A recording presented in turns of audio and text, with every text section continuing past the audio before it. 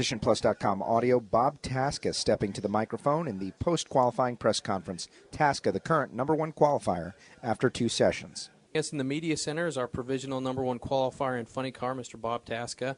A few stats for you. This, if it stands, would be its first of the season, second of your career. You're doing it at a Ford-sponsored event. That's got to feel good.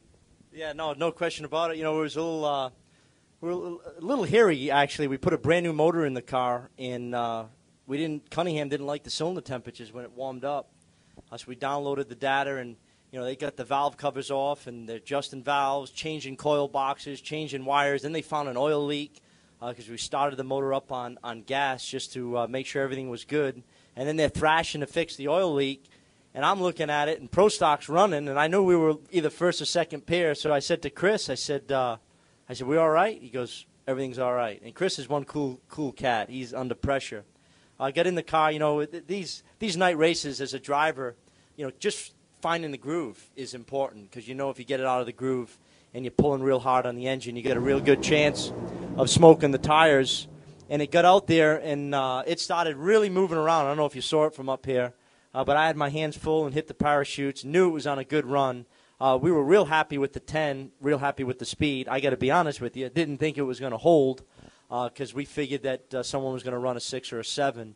But at the end of the day, we weren't really safe by any stretch of the imagination, so we were just wanting to go down the racetrack.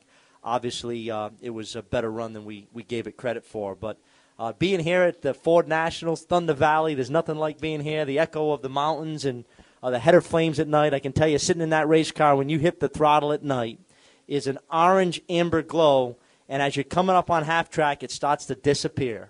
And that's when you know you're really, really hauling because the header flames start to lay back. It starts to get dark again, and, you know, the car's really, really accelerating. So fun ride for us and the Motorcraft Quick Lane team. Hopefully it'll hold. I think it will because I don't think you're going to run quicker than 10 in the heat tomorrow. So it'd be real nice to keep a Ford on the pole at the Ford Nationals. I think, you know, you saw a couple of the cars smoke the tires. I think Zippy smoked the tires. So certainly a few of the cars were trying to run a little harder out there than a 10 and didn't make it. And then there were a couple of the cars that, you know, ran right around what we ran. Truthfully, you know, the track is bumpy. It's definitely bumpier than let's say, a Charlotte or even an Englishtown for that matter. And that'll do two things. It'll give you some free wheel speed, kind of loosen the car up a little bit. And if it holds, it'll run quicker than you give it credit for. But if it doesn't, it'll smoke the tires. And I think you saw some of the crew chiefs. I know Jimmy was a little bit more conservative. He wasn't going out there trying to run 05. He wanted to go up and down the track. So I think it was just the way the chips fell. Fortunately, we ended up on top. For those guys that didn't make it down there? I don't think so, only because, you know, when you come into a race like this, you know that the Friday night session will be low ET session.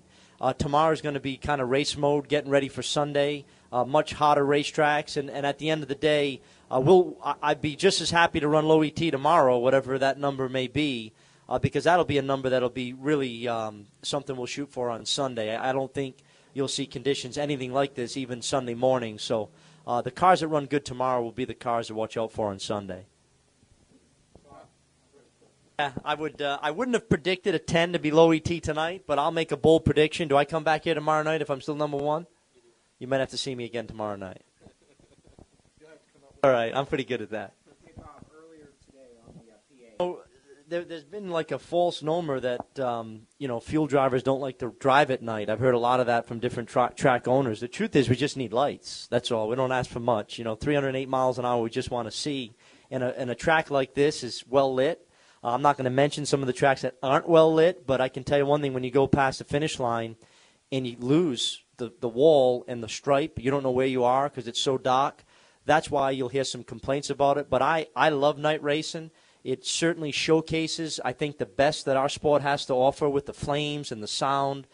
So I would be all for a night session here and probably at a few other tracks in the summer that, you know, invest in the proper lighting. It's not that difficult to, you know, have lighting like this. You know, you can see the sand traps from sitting up here. So that would be an awesome idea.